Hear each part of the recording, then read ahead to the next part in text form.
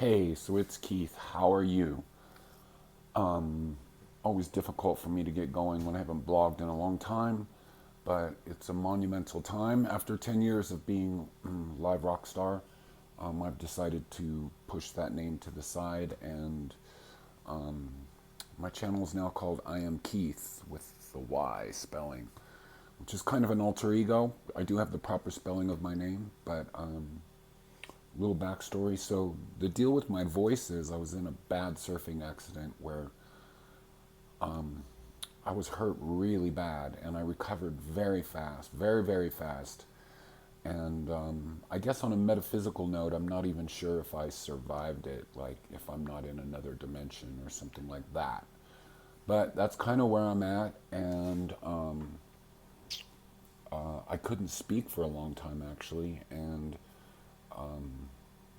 but my recovery was fast because of my practice and my lifestyle and my diet and a lot of the stuff that I've learned over the years, especially Jing with truth. I think the injury could have gone on for 3 or 4 months, and I was pretty much out of it in a couple of weeks. Although I still have the remainder of not really having the higher frequencies of my voice yet. But not talking about that, the reason I've been wanting to do this name change for a while, I've been Liverawkstar for 10 plus years.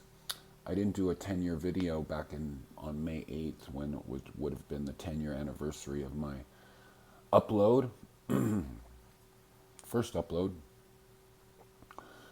Things have radically changed, the things that I consider important. Although in a way they haven't changed at all, because the channel was originally started because I was seeing so many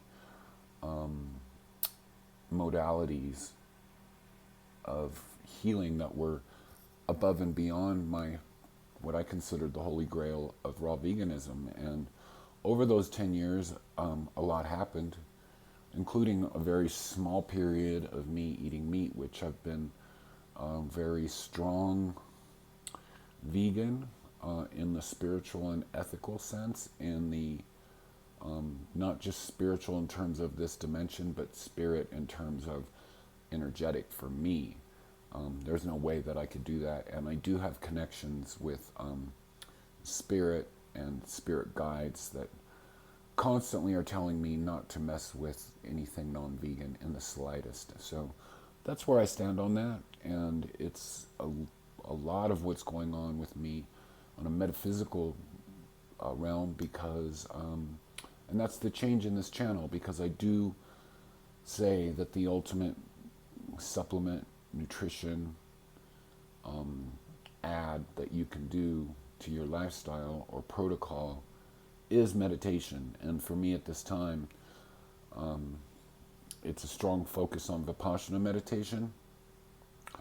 And over the last 2 years, since 2017, as you know, I've been practicing yoga hardcore, Ashtanga yoga, not the sort of bullshit, watered down American Western yoga, but the root of yoga, Ashtanga yoga, in the proper sequences of Ashtanga. And I'm into primary series is like kind of automatic for me. That was a big realization of where I am, and a big inspiration for changing the name of this channel because of my recovery from my surfing accident. And I'm dabbling or just moving my way through second series Ashtanga, and I think they go up to like fifth series, which is where you learn to levitate. I think, don't quote me on that, but I think it is fifth series Ashtanga, where you sort of mind and body become one. Although that is a strive right from the beginning, and that is a big deal with the name change of just like, I am more raw vegan than I've ever been, in the sense of like, I've been eating pretty strictly raw, 100%, like 97% of the time. And even now, like, it's 100% of the time lately, this entire summer. So that 100%, 97% of the time would be these slight moments, because I do actually have friends now, which is pretty amazing. I was actually just having a conversation with Taylor Budd, a text conversation with Taylor Budd on Instagram, who's been on a 10-month, nearing 10-month of liquidarianism, and of just talking about hermeticism, being a hermit versus being in the world. And I've been having a lot of conversations with, there's another message from Taylor right now. I'm still going on with him. He's such a lovely person, such a beautiful person, such a wonderful millennial, such a person that gives me such the strong belief that I do have, because I mostly do hang out with sort of, now it's like kind of 27, 28-ish year old people. And it's because of the great influence, and it's also the attitude that the universe is putting forth, the people that are going to save the planet, and I'm definitely on that program. Did have a psychic a long time ago tell me that I am a sort of pre-generational indigo. You can look that up if you don't know what an indigo is, but anyways, so what else is there to talk about? Of just that, like, there's no big changes. I just feel like there's such a massive shift. I know there's a massive shift. Like, the astrology that we're experiencing right now hasn't been like this in 100 years, and it will not exist again for another couple hundred years, which is just this Saturn, Pluto, south node of the moon, coming to conjoin in Capricorn. A lot of the elements of stuff that's been going through, of like really analyzing your program. And this is again, I'm not trying to sound elitist, but this is for the people that are mostly out of the matrix and mostly going like, what the fuck is going on with a lot of the people in this dimension. And it's not that it's a bad thing or being judgy, but it's just the sort of avant-garde, which doesn't mean weird. It means like the leading edge of consciousness. And I've really found that with a lot of my friends. I am definitely the sort of king of the dietary, nutrition, Chinese herbalism, all to do with nourishing the physical body. But I am learning so much from my younger friends when it comes to meditation, devotion to Vipassana, and also my friend David, who I met at Vipassana, who's a little bit of, let's just, for jokes and giggles, call it a little bit of a heretic in the Vipassana world. Like all systems, there is a fundamentalist level of people who gain benefit from that, and then they think that it's a very rigid thing that you do. And through David, I've discovered a lot of Western contemporary Buddhist principles. And it's not to say that I'm like strictly Buddhist either, because after 2 years of doing this sort of hardcore yoga and meditation in the Vipassana tradition, I set a lot of my witchy New Age stuff, I just put it on the back burner. Did not turn the flame down, I just put it at a simmer. And it's been going, and I'm sort of, with my surfing accident that I had a few weeks of where I was bedridden. It wasn't really a few weeks, it was like a week.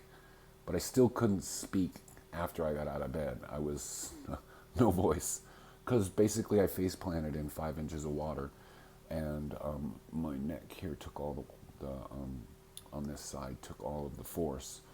And there was a point where, wow, like I thought I was going to die. And it was pretty like, revealing of things like, I think my determination is the one thing. My chiropractor, who I saw a lot, I did actually go to the allopathic world to make sure I had no broken stuff.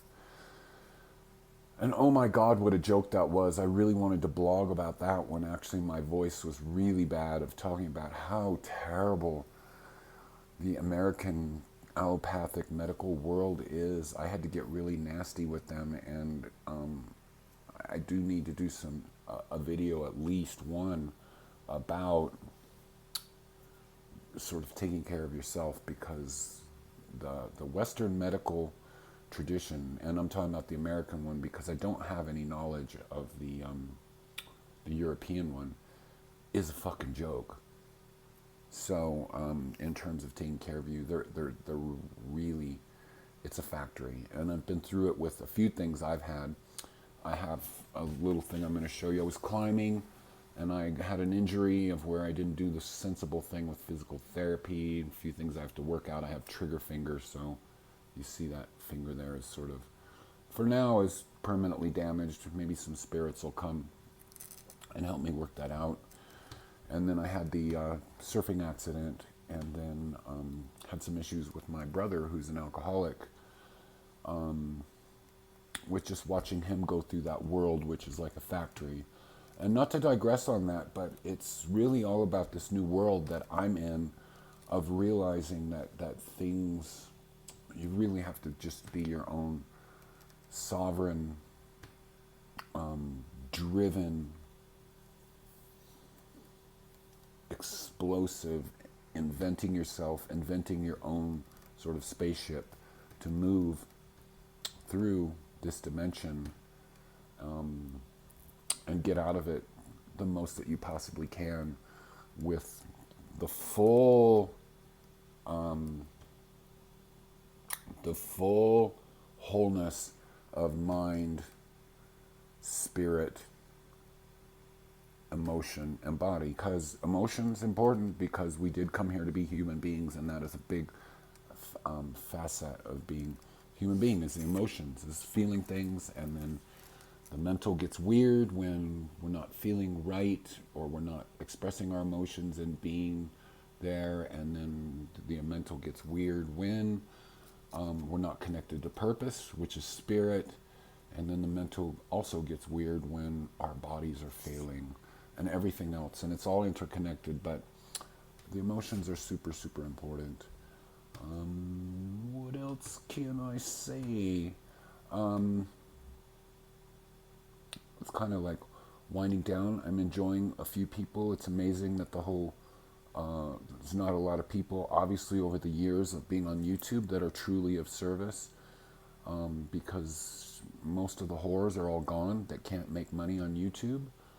That's an interesting thing. It's not surprising, but there is a big amount of people that are not being defined by the amount of money they have, that are out there being a service. And my friend Truth Calkins is one of them. And I think that is a big thing with the Liverawkstar change. Is at the beginning there was a sort of association with some whores.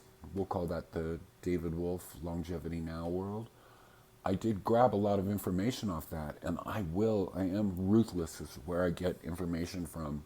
Like, I don't care if it is from a whore or whatever. Like, everybody has information that I can use, and I will then take that into myself and process it into my way that I live. So it's Keyth. Liverawkstar doesn't exist anymore. I am Keyth, and that is a well-rounded version of this person that's moving forward into these difficult times of 2020. And I do want to work more on being an activist with true health in that that well-rounded way, because I do like above nutrition is understanding the mental part of us, which can be a demon monster, which can completely take over you, and you're not doing anything right because you're just a hot mess when it comes to that voice. You've got to be friends with that. And in my opinion, at this time, and that is a big thing I'm going to say, is like, you can make these big, massive declarations and find out that, like, well, making that big declaration was super important at that time, but, like, there are people that would say that the mental is not your friend. And I happen to disagree with that. But the Buddhism thing, that is just about getting control of that mental thing, and the Vipassana thing There are people out there that are doing other things, but generally, Vipassana is only about either, depending on your point of view, of either recognizing that that mental voice, that mind chatter is not your friend, or more my version, where I'm at, of becoming friends with all of that. So, hey, it's Keith. Just want to say support me by supporting my music.